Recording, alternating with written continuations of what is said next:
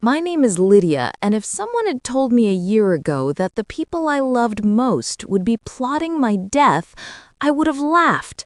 I'm 62 years old, too old to be naive, too old to believe that love protects you from harm, but still too young to imagine your own child carefully planning how to get rid of you. Yet that is exactly what happened. It all began on a perfectly ordinary afternoon. I had spent the morning baking Javier's favorite chocolate cake.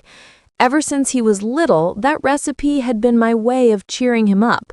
He'd come home from school with scraped knees or bruised pride, and I'd place a warm slice in front of him. Now he was a grown man, a lawyer with a good job, and I still reached for the only language of love I truly understood: food. As I drove to his office, I told myself I was just being a loving mother. But a small part of me knew the truth. I missed him. He visited less and less, and when he did, something about him felt different, colder, distracted. But I pushed those thoughts aside. When I pulled into the parking lot, I spotted his silver sedan in a corner spot. A silly little idea sparked in my mind. A harmless surprise. I'd sit in the back seat with the cake and jump out when he opened the door. He'd laugh, I'd laugh, and maybe for a moment I'd have my little boy back. The car was unlocked, so I slipped into the back, crouched low, and held the cake in my lap. My heart beat with the playful excitement of a child. I imagined his face lighting up, imagined him hugging me, imagined us having lunch together. I didn't know that in a few minutes, every illusion I had about my family would shatter. Footsteps approached. The driver's door opened. Javier. But then the passenger door opened too. A woman got in. I recognized the perfume before I saw her face. Raquel, my daughter-in-law. I smiled at first. Maybe they were leaving work early. Maybe we could all have lunch. But then she spoke. "Are you sure no one will suspect anything once it's done?" Her voice was sharp, ice cold in a way I had never heard before. Javier answered, and his tone froze my blood. "Raquel, I told you, everything will look natural. A woman her age falls on the stairs all the time. No one will question it." I felt the cake slip from my trembling hands. They were talking about me, my own child. The boy I raised alone, the boy I worked 2 jobs for, was calmly discussing my accidental death. Raquel continued, her voice almost excited. "After the funeral, we can sell her house. It's worth at least $200,000, plus her savings. We'll finally get the life we deserve. The life they deserve, built on the life I sacrificed for him." I stayed hidden, frozen, listening as they went over every detail, timing, the scene, even how they'd fake their grief so convincingly that no one would question anything. They got out of the car, laughing, and I stayed there for 10 minutes, unable to move, unable to breathe, unable to believe that the 2 people I thought were family were planning to kill me as casually as if they were discussing weekend plans. When I finally walked back to my own car, it felt like my knees could collapse any second. I drove home with blurry vision, shaking hands, and a heart that felt like someone had reached inside and torn it apart. What I didn't know yet was that this betrayal was just the first piece of a much darker puzzle. What I heard in that car destroyed me. But when I learned who else was involved in the plan, the betrayal became something far more monstrous than I could have imagined. I spent the drive home in a fog, unable to process the truth that had just been handed to me like a death sentence. My son wanted me gone. Not metaphorically, not emotionally, literally dead. But the human mind does strange things when it's wounded. Even as I sat shaking behind the wheel, a tiny voice whispered excuses for Javier. Maybe he was joking. Maybe I misunderstood. Maybe it wasn't about me. But when you hear your own child describe the exact stairs you climb every morning, the way your foot sometimes slips, the way the railing wobbles, there is no misunderstanding. By the time I reached home, the cake was smashed in its container. Fitting, I thought. A mother's love, crushed just as carelessly. I locked my door, sat at the kitchen table, and let myself cry for the boy I had raised. The boy who used to hold my hand crossing the street. The boy who used to bring me dandelions from the playground. The boy who used to say, "Mom, when I'm rich, I'll buy you a big house so you never have to work again." Somewhere along the way, that child had disappeared. But the real punch to the heart would come the next day, because Javier and Raquel weren't the only ones involved. That night, I didn't sleep. Every time I closed my eyes, I heard Raquel's voice dripping with greed, and Javier's voice agreeing. By sunrise, I had made a decision that surprised even me. I needed to know everything, not just what they planned, but why. So I began watching, listening, not in a paranoid way, but a strategic one. If my own child wanted me dead, I had to be smarter, quieter, one step ahead. That morning, I drove to the small office building where my brother's wife, Patricia, worked as a receptionist. I occasionally cleaned the lobby there for extra money, so no one questioned when I entered. I wasn't planning anything. I wasn't expecting anything. I was simply wandering, trying to distract myself from the horror inside my head. But the universe has a cruel way of revealing truth. As I passed near Patricia's office door, I heard her voice, sharp, irritated, whispering harshly into the phone. "Well, if she doesn't die soon, we'll lose everything. You and Javier need to handle your part. Alvin and I can't keep waiting." My blood turned cold. My brother, my own blood, the man I had shared food with during childhood hunger, the man I had helped after his divorce years ago, the man I had comforted when his business failed years ago. He was part of this too. I pressed my back against the wall and listened, holding my breath. No, Alvin hasn't told her anything. Lydia is clueless, always has been. She thinks she's smarter than us, but she's just as gullible as ever. Gullible. That word hit harder than Javier's betrayal. I had thought supporting my family was love. They saw it as stupidity. And once we're done, we can finally pay off the mortgage and clear our debts. It's not like she needs that house anymore. She barely leaves it. Old people fall all the time. Old people fall all the time. They weren't even hiding it anymore. They weren't ashamed. They weren't conflicted. They were annoyed that my murder wasn't happening fast enough. I walked out of that building like a ghost. The world outside looked the same. Cars, people, sunlight. But I wasn't part of it anymore. I was living in a nightmare I couldn't wake up from. I had always believed family was a circle, unbreakable. I had never imagined my own circle had knives hidden behind their backs. But the betrayal wasn't over. Because later that evening, when I confronted Alvin, I learned just how deep the conspiracy really went. Hearing Javier and Raquel was one thing, but when I confronted my brother about what I overheard, the truth he revealed shattered every remaining piece of trust I had left. I drove straight to Alvin's house that evening, my heart hammering like it wanted to escape my chest. I wasn't thinking clearly. I only knew I had to hear the truth from his mouth. I needed to see if there was even a spark of humanity left in the brother I had loved my whole life. When he opened the door, he looked startled to see me standing there without warning. "Lydia, "What are you doing here?" he asked, his voice shaky in a way that didn't feel like concern, more like fear of being caught. "Can I come in?" I asked, keeping my tone calm even though my insides were trembling. He hesitated for half a second before stepping aside. Patricia sat on the couch, remote in hand, eyes narrowing the moment she saw me. "Well, this is unexpected," she muttered. I didn't waste time. "Alvin," I said, fixing my eyes on him, "is it true you lost your job?" His face went stiff.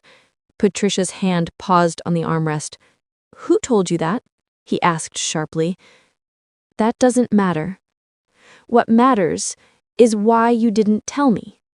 Why you never asked me for help."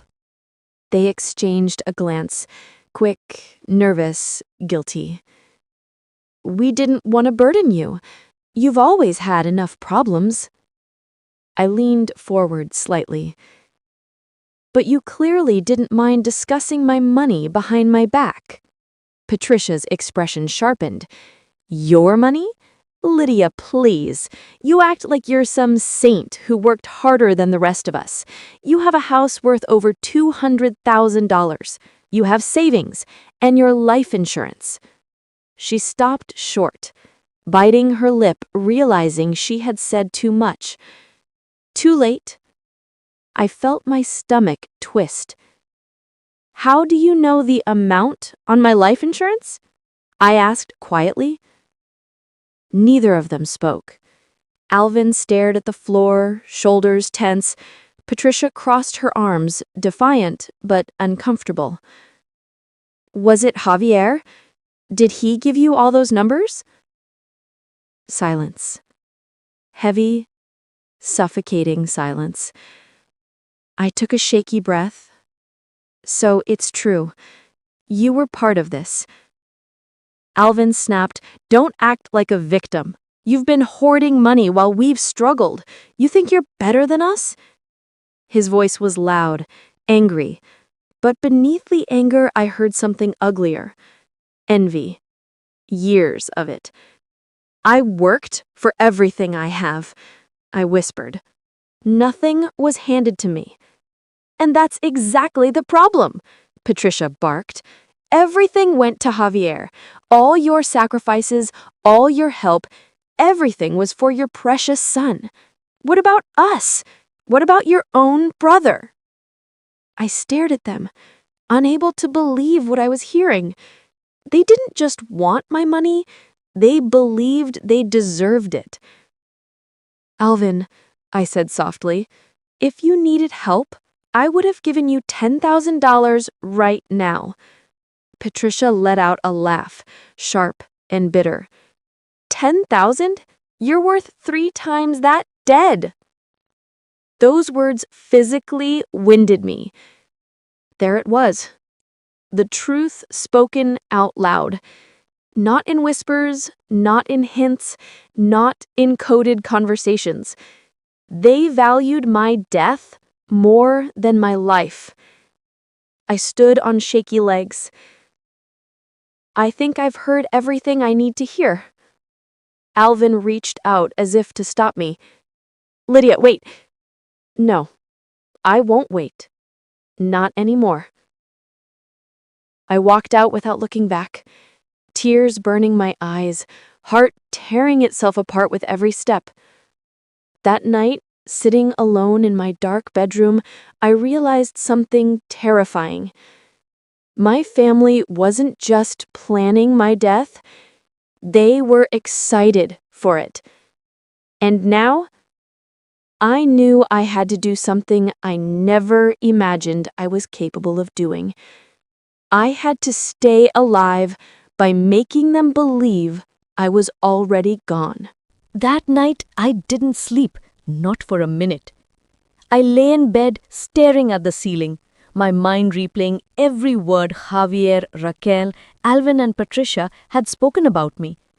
I kept hoping it was some twisted misunderstanding, but the truth was carved too deeply to deny. They all wanted the same thing: my house, my savings, my insurance, but most of all, My death. I kept hearing Patricia's voice echoing like poison in my ears. Dead, she's worth 3 times more. It was almost dawn when the fear inside my chest shifted into something different. Resolve. If they were planning to push me down the stairs, stage an accident, or make something look natural, then I needed to be one step ahead. I wasn't going to wait for them to strike. But I also wasn't going to run. No, I would do something far smarter. I would make them believe their plan succeeded without actually dying. The only way to expose them, to stop them, was to become dead on my own terms. I just didn't know how until the next morning. Around noon, I went outside to clear my head. My neighbor, Beatrice, was watering her roses. She was 70, retired, and had been a nurse for almost her entire life. Wise, calm, and sharp, far sharper than her gentle smile suggested. She took one look at my face and rushed toward me. "Lydia, what on earth happened to you? You look like you've seen a ghost." "I think I have," I whispered. "Just not someone else's. My own." I didn't plan on telling her everything, but sometimes the weight you carry becomes too heavy to hold alone. So I told her the truth, every word of it, every conversation, every betrayal, every detail of the plan to kill me. She didn't interrupt, she didn't blink, but with every sentence her jaw tightened and the softness in her eyes turned into outrage. "My God," she said when I finished, "this is beyond cruel. This is evil." I felt tears rise again. "Beatrice, I don't know what to do." She took a long breath, then spoke in the firm, steady voice of a woman who had spent decades dealing with emergency rooms and deathbeds. "You do exactly what they expect, just not the way they expected." I frowned. "What does that mean?" She stepped closer. "You let them think you've died, but you don't actually die. You fake it." Her words stunned me. "Fake my death?" I whispered. "Not as insane as letting them kill you," she replied. And then she laid out the logic with the precision of a medical professional. If I died of a sudden heart attack, no one would question it. She knew the exact medications that could slow my pulse to nearly undetectable levels. She could call emergency services, guide the young paramedics through what they'd expect to see, and make it look natural. No autopsy would be required for an older woman with no visible injuries. Her old colleague, a pathologist she trusted, could ensure the paperwork matched the story. "And once they believe you're dead," she said, "you'll finally be free to watch what they do when they think no one is looking." For the first time since the nightmare began, I felt a flicker of control, a spark of power. "This is dangerous," I said quietly. "So is being murdered in your own home," she answered. She was right. If I wanted to survive, I had to disappear, and the only way to do that was to die. I nodded slowly, my heart pounding, not with fear this time, but with determination. "Beatrice," I said, "help me do it." Her hand closed around mine. "I'll help you every step of the way." And at that moment, without even realizing it, I had taken the first step towards orchestrating the most shocking betrayal my family would ever face. Planning my own death sounded impossible until I saw how far my family had already gone. Their next visit to my house showed me that the clock was ticking, and if I didn't act fast, their plan would kill me before mine even began. Beatrice and I agreed to meet quietly the next morning to begin planning the details of my death. But that night, something happened that proved just how little time I had left. My family wasn't waiting patiently. Their plan was already accelerating. It began with a phone call from Javier. His voice was unusually warm, syrupy, almost rehearsed. "Mom, Raquel and I were thinking, let's all go to dinner Friday night. Just the 3 of us. We miss you." I felt goosebumps rise along my arms. Miss me? They were counting down the days until I wouldn't be around to miss. But I forced a cheerful tone. "That sounds lovely, sweetheart." "Great," Javier said. "Oh, and Mom, Wear that green dress, the one you love. The green dress, the most expensive one I owned, the one with the loose hem near the bottom, a perfect dress to trip in. My blood turned to ice. Of course, I said, steadying my voice. I'll wear it. When I hung up, my hands were trembling. They weren't planning to kill me someday. They were planning to kill me this week. Friday came too quickly. I dressed exactly as they wanted.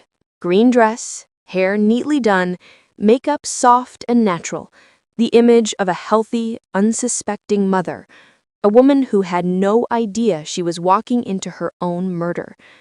They arrived right on time. Javier looked tense, eyes darting, smile tight. Raquel, on the other hand, looked like a woman attending a celebration, not a dinner with her mother-in-law. "Mom, you look beautiful," she said, her grin too wide, too stiff.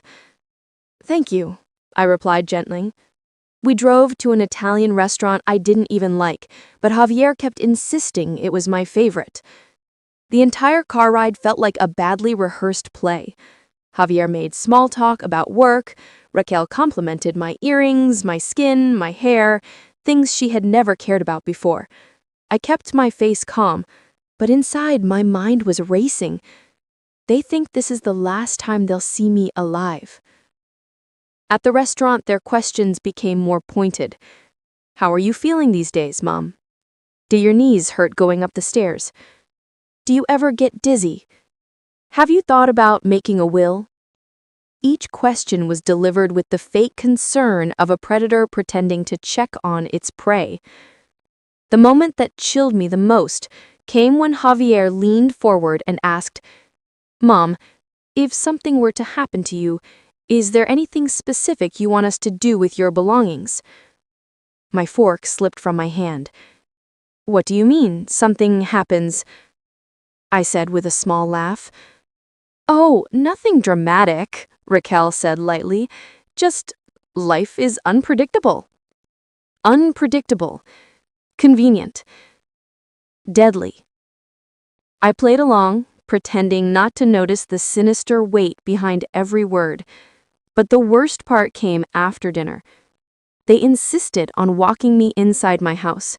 "For safety," Javier said. He guided me up the stairs with a firm hold on my arm, not to protect me, but to evaluate the scene. Raquel examined the staircase with an unsettling casualness. "These steps are so steep. You should really fix the lighting. And this rug, someone could easily trip." Every concern they raised was actually a calculation, a rehearsal. When they finally left, the house felt colder than ever before. Their plan wasn't theoretical. They weren't hesitating. They weren't unsure. They were ready. And if I didn't act immediately, their plan would happen before mine even had a chance. That night, as I sat on the edge of my bed, a terrifying realization settled into my bones. I wasn't just trying to expose them anymore. I was trying to survive long enough to do it. After that night, I knew there was no turning back. To stay alive, I needed to disappear. And the only way to disappear was to die. The next step was planning a fake death so convincing that even the paramedics wouldn't question it. The night after that staged family dinner, I sat with Beatrice in her small, cozy kitchen. The ticking clock on her wall felt louder than usual, like time itself was warning us. My hands shook as I wrapped them around the warm mug she offered me, but I forced myself to breathe slowly. What we were about to attempt wasn't just risky. It was something most people would never even consider. But I wasn't most people anymore. I was a woman whose entire family wanted her dead. Beatrice opened a small notebook filled with handwritten notes, calculations, and diagrams. Her years of medical experience showed in every detail. "Lydia," she said calmly, "if we're doing this, it must be executed perfectly. No mistakes. I nodded. Tell me what we need. She looked at me with a mix of concern and determination. First, we need to lower your vital signs to almost nothing, just enough to fool inexperienced paramedics. That means a controlled combination of medications. Not lethal, but powerful. She listed them, doses and timings so precise it made my head spin. You will look lifeless, she continued. Your pulse will be so faint they won't detect it with their equipment. Your breathing will be shallow, barely visible. A chill ran down my spine. Will I feel anything? I asked. Probably not, she answered honestly. It will feel like drifting. But Lydia, you must trust that I will be right beside you the entire time. I swallowed hard. What about the paramedics? That, she said with a faint smile, is where luck helps us. The young EMT named Reuben, the one who responded when Mr. Patel fell, he's new, inexperienced. He relies heavily on basic readings. If I guide his assessment, he'll accept what he sees. She wasn't celebrating this. She was stating it as a cold clinical fact. And after, I whispered, where will my body go? To the hospital. And there, my friend will take over. She showed me a small card with a name written on it. Dr. Nathan Jones, Pathology Department. She said, she owes me a favor. He won't ask questions, he'll sign the certificate and let us move you quietly to my basement before the staff prepares for final procedures. My stomach twisted. You've thought of everything, I murmured. I had to. Your family already has your death planned. We need to stay ahead. For the next week, we rehearsed everything. Where I would fall, how Beatrice would discover me, what she would say during the 911 call, how she'd sound panicked but not dramatic, where she'd place my body to look exactly like a collapse. We practiced until every movement felt natural. Meanwhile, I watched my family grow bolder. They visited more often, asking more invasive questions about my health, money, will, and house. Every smile was fake, every hug was calculated, every concern was an insult wrapped in politeness. I felt like a deer being fattened before the feast. One evening, Raquel even walked through my house with her phone open, recording measurements. What are you doing? I asked from the doorway. She grinned. Oh, nothing. Just thinking about rearranging your furniture to make things safer for you. Safer. Such a beautiful lie. Beatrice was right. If I waited any longer, I wouldn't live long enough to expose them. 1 week later, the plan was ready. Sunday afternoon, quiet streets, family occupied elsewhere. Beatrice placed the small medical kit on my kitchen table. Once you take these, she said softly, you trust the process. You let go, I'll do the rest. I stared down at the pills, tiny, harmless looking, yet powerful enough to bring me inches from death. My entire life had led to this moment. I took a deep breath. I'm ready. Beatrice held my hand. Then today, Lydia Monroe dies. But in reality, today was the day I finally began to fight for my life. Taking those pills would put me on the edge between life and death, but even I wasn't prepared for how terrifying it would feel when my body began to shut down and the paramedics declared me gone. There's a strange feeling that comes with knowing you're about to die. It isn't fear, not exactly. It's more like standing at the edge of a cliff, staring into the fog below, knowing you have to jump, because staying where you are is even deadlier. Beatrice sat beside me at the kitchen table. her face calm, but her eyes sharp. She had prepared everything with the precision of someone who had seen life and death more times than she cared to remember. The curtains were drawn, the windows locked, the house silent. "This is the point of no return," she said gently. "Once you take these, I take control. You won't be able to help yourself." I nodded, my throat tight. I had imagined this moment 100 times over the last week, but nothing prepared me for the reality of it. The pills looked ordinary, like something you'd take for a headache, small, innocent. But their effect would be anything but. "Lie down on the couch," Beatrice instructed. I obeyed, lowering myself slowly.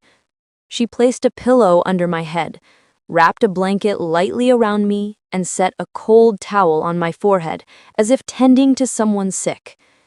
Her hands were steady, but I could see the flicker of emotion in her jaw. She cared. That alone gave me courage. "Ready?" she asked softly. I exhaled shakily. "Yes." She handed me the pills with a glass of water.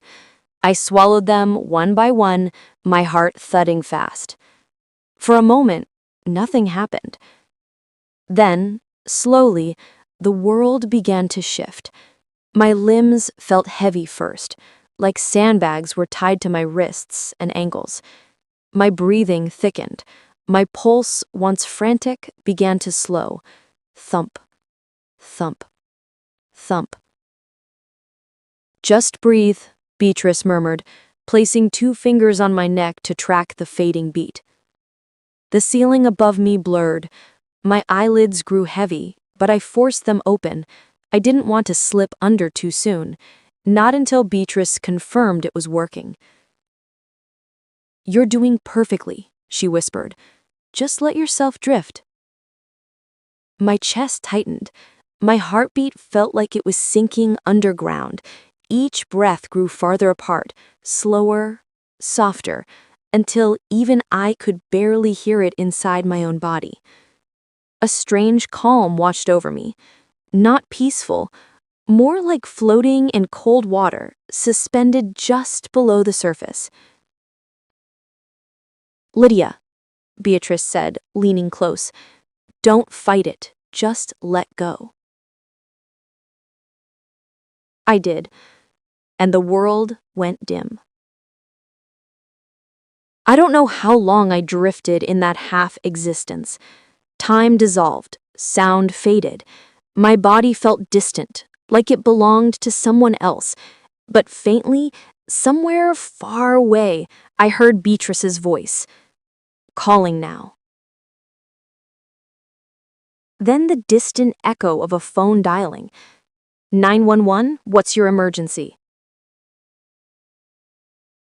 "My neighbor has collapsed. She's not breathing. I think she's gone." Beatrice's voice was perfectly panicked. Just enough fear, just enough urgency. Exactly as we practiced. Minutes later, everything exploded into muffled chaos. The door slammed open. Heavy boots rushed inside. Voices blurred around me. Female, mid-60s. No pulse detected. Breathing absent. Start checks. Someone lifted my wrist. Someone pressed on my neck. Someone opened an eyelid. Pupils fixed. A cold voice said, "Time of death." "No!" Inside my fading mind, I screamed, "I'm still here!" But my body didn't move, couldn't move. A final whisper reached my ears, a voice I recognized. Reuben, the young EMT. Poor woman. Must have been sudden. Then Beatrice's voice cracked, perfectly performed. She was fine this morning." The room grew quieter. My hearing dimmed. The world pulled away like a curtain closing. And just like that, I died. To them, not to myself. But the moment my death was announced, something far more dangerous began. Being declared dead was only the beginning, because once my family learned the news, their reactions exposed secrets darker than anything I had imagined. I had been pronounced dead. The paramedics left. The stretcher took my body, my very alive, very conscious body, to the hospital. And Beatrice followed every step like a grieving friend. But the real storm didn't start until the hospital called my family. I wasn't there to see it with my own eyes, but Beatrice later told me everything. And what she described, it still chills me. The hospital staff claimed my body had been moved to a storage room for processing. Really, I was hidden in a quiet corridor where Dr. Jones could find me and revive me safely. The moment the death certificate was signed, Beatrice stepped outside and made the calls. Javier answered first. "Hello?" he said, sounding distracted. "Javier," Beatrice's voice cracked perfectly. I'm so sorry. Lydia, she's gone." Silence. Then a gasp, loud, dramatic, too dramatic. What? Gone? What do you mean gone?" Beatrice said his voice sounded like someone auditioning for a movie role. "She collapsed. The paramedics tried to help, but—" "Oh, God," he whispered. "Oh, God, this is terrible." But there was something off, a tremor of excitement under the fake grief. Before she could respond, she heard another voice near Javier, the unmistakable tone of Raquel. "Is she dead?" Raquel whispered urgently. "Ask if she's dead." Beatrice almost dropped the phone. Javier covered the speaker, but Beatrice still heard muffled words. "Calm down, don't sound happy." The next moment, Javier returned with a theatrical sniffle. "Beatrice, what do we do now?" She said, "We wait. The hospital will contact you." As soon as the call ended, Beatrice said she started shaking, not from fear, but from anger. Javier's fake grief was bad enough, but Raquel's barely concealed excitement? It confirmed everything. And that wasn't even the worst call. When Alvin answered, he didn't bother with theatrics. Beatrice hadn't even finished her sentence when he exhaled sharply and said, "Well, that solves our problem." Our problem. My death. His sister. Beatrice held back her disgust as she replied, "She was your family." "She was a burden," he said coldly. "When is the estate being released? Patricia will want to know." No sadness, no shock, just greed. Beatrice hung up before she lost her temper. But the most disturbing reaction came later, when Javier and Raquel rushed to the hospital.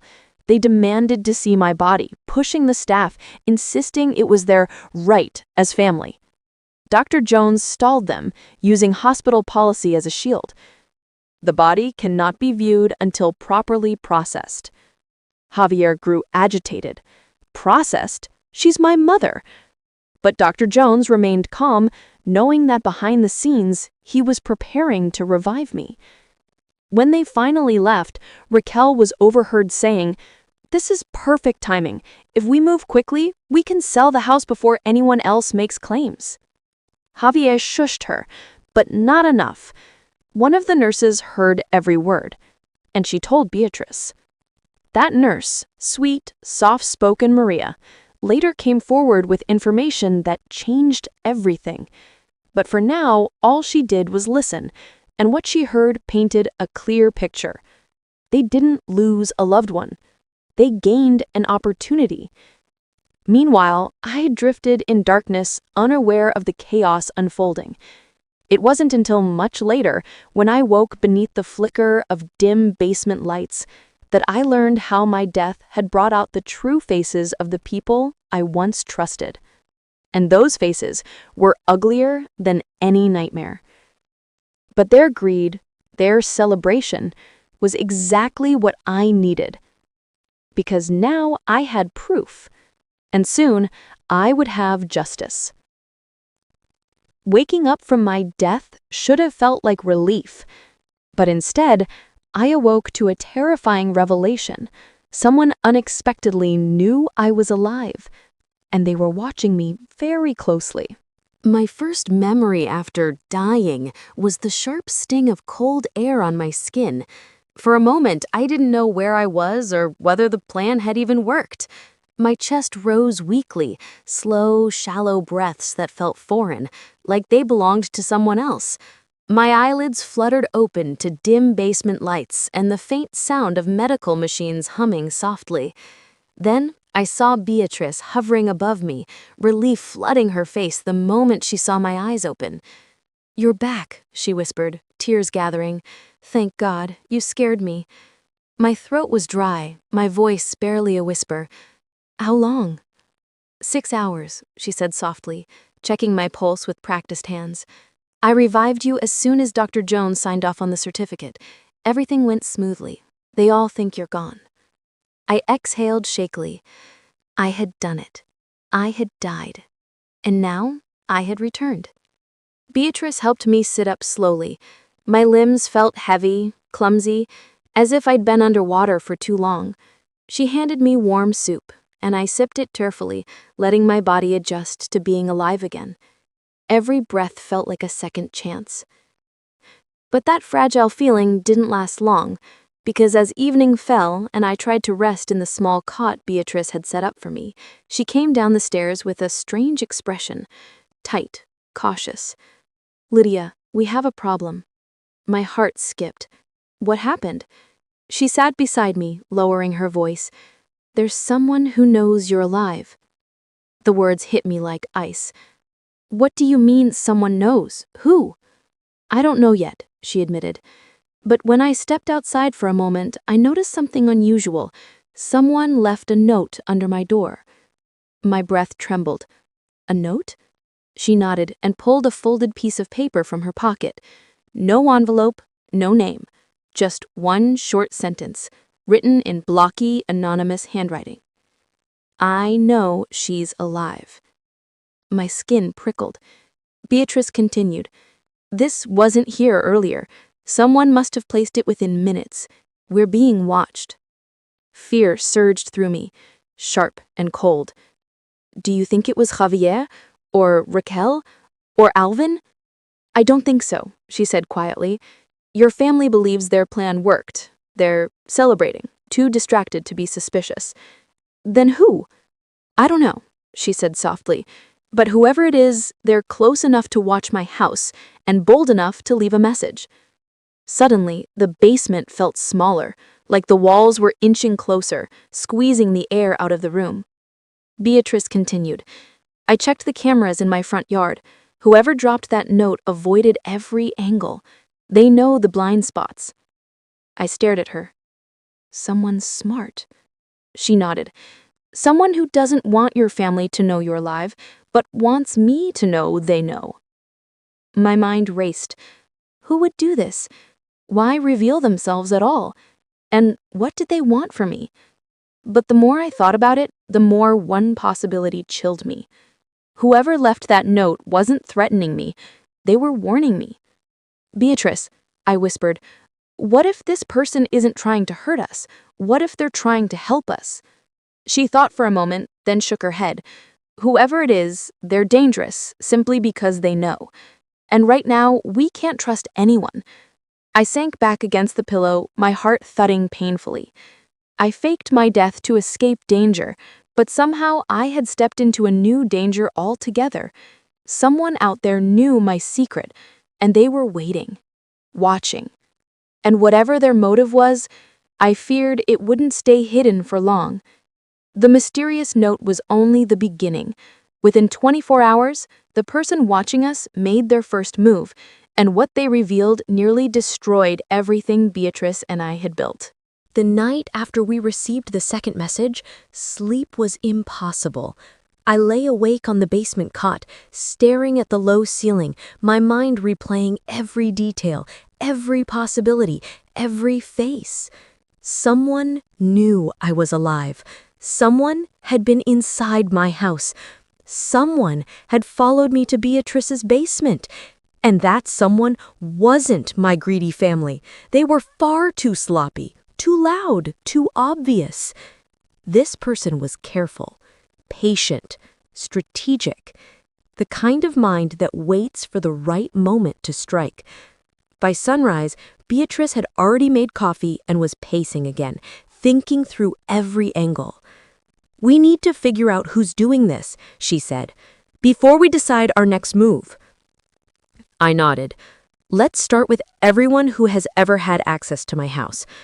We listed them. Javier, Raquel, Alvin, Patricia, Ben, my quiet neighbor, and one more name I hadn't thought of in years. My ex-daughter-in-law, Javier's first wife, Marissa. A memory hit me like a slap. Marissa screaming in my living room years ago, accusing Javier of ruining her life, storming out, threatening revenge, swearing she'd burn this family to the ground. Could it be her? "Beatrice," I whispered. "What if it's Marissa?" Beatrice's eyebrows rose. "Is she still around?" I don't know, but she knew where my spare keys were back then." We were still discussing possibilities when we heard it. A soft, deliberate knock. Not frantic, not confused. A calm, controlled knock that made every hair on my arms stand up. Beatrice motioned for me to hide behind the basement shelf. I crouched down, heart thundering, barely breathing. She went upstairs slowly. The front door creaked open. Then I heard a voice, a familiar voice, calm, smooth, almost pleasant. "Good morning, Beatrice." My blood froze. Ben, my neighbor, the quiet one who always watched the street, the one who seemed so harmless, the one who had been inside my house more times than I cared to admit. Beatrice tried to stay steady. "But, Ben, is everything okay?" "Oh, everything is fine," he said lightly. "I just wanted to check in. You've had a lot of unusual activity lately. Paramedics yesterday? Strangers visiting?" He paused, and when he spoke again, his voice was colder. "And I know Lydia is inside?" A chill shot through me. Beatrice stayed quiet. Too quiet. Ben continued, voice dripping with confidence. "You don't need to hide her. I saw everything. I followed the ambulance, I saw her dead, and I saw her wake up in your car." My hand flew to my mouth. He had been watching us from the beginning. "Ben," Beatrice said carefully, "why are you doing this?" He chuckled softly. "Oh, please, you make it sound dramatic. I'm not trying to hurt anyone. I'm trying to fix a problem." "A problem?" "I liked Lydia. She was kind, too kind. And the people around her? Worthless, greedy, poisonous." His tone sharpened. "I've watched her family. I've watched them use her, hurt her, plot against her. They don't deserve her." Beatrice took a step back. "Then why threaten us? Why the message?" "Because she needs protection," he said simply, "and I'm the only one willing to give it, even if she doesn't want it." Protection, control, obsession. It hit me like lightning. Ben wasn't just watching me, he was obsessed with me. His version of protecting me meant isolating me, cutting me off, keeping me hidden, dead to the world, alive only for him.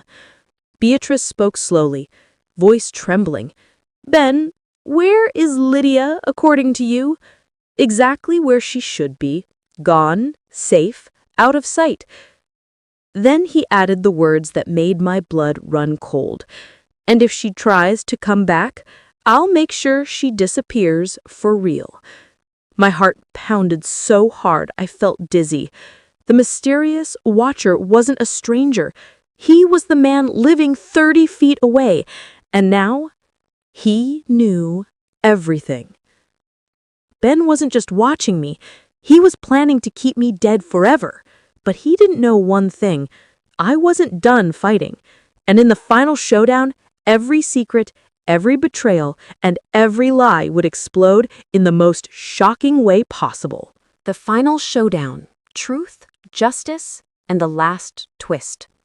I stayed hidden behind the basement shelf, barely daring to breathe. Ben's calm voice drifted down the stairs like poison. "I know she's here, Beatrice. You don't need to pretend."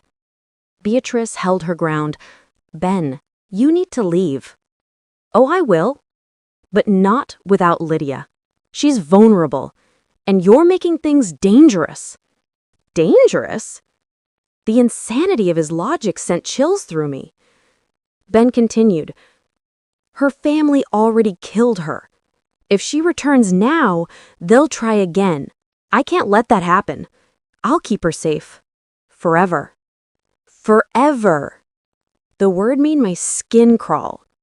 Beatrice's voice tightened. "Lydia doesn't belong to you." He never said she did. But she deserves someone better than those monsters she calls family. Someone who cares for her. Then his tone sharpened. "Where is she?" Footsteps creaked as he stepped inside the house. Beatrice tried to block the hallway, but he brushed past her like she was nothing. His shoes tapped down the wooden stairs, slow and steady. 1 step, 2 steps, 3. I grabbed the only thing near me, a metal tool from Beatrice's shelf. My hands shook, but I held it tight. Ben reached the bottom of the stairs. "Lydia," he called out, voice disturbingly gentle. "Come out. You don't have to hide from me." He took another step, and his shadow stretched across the floor toward me. Everything in me snapped. I stepped out. "Stop right there." He froze.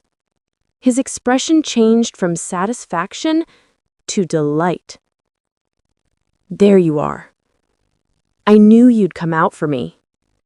"For you?" My voice cracked. "You took pictures of me. You followed the ambulance. You threatened us." He tilted his head. "I only did what was necessary. You needed protection. What I need," I said, "is my life back."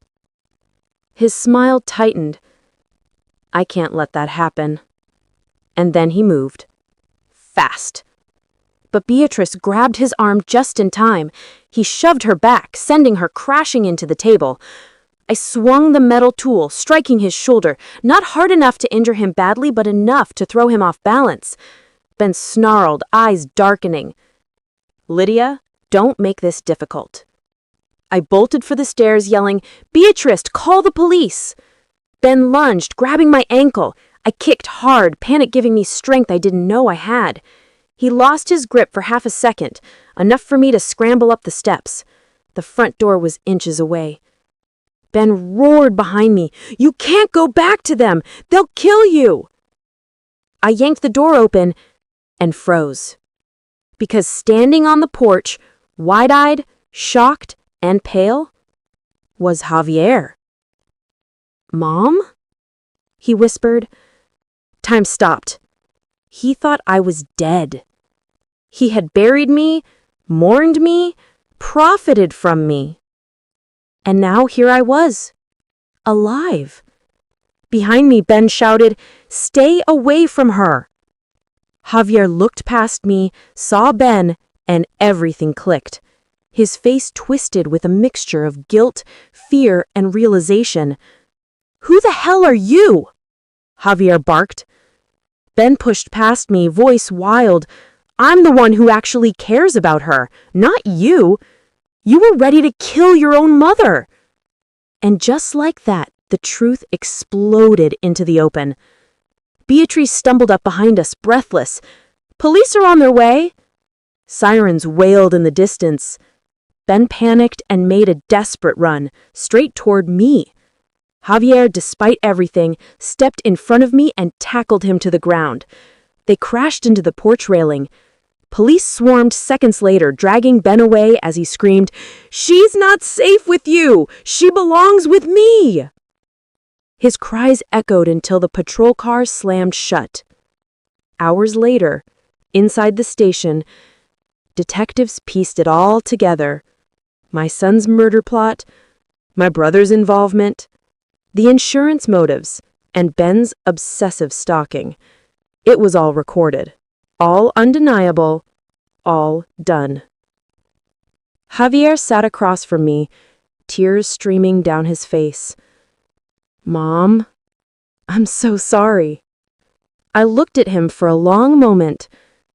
The boy I raised, the man he became, and the monster he allowed himself to be. "I forgive you," I said softly, "but I will never trust you again." His sobs followed me as I walked out of the station with Beatrice at my side. The sun rose on the horizon, warm, gentle, new. I had died. I had risen. And now, at last, I was free.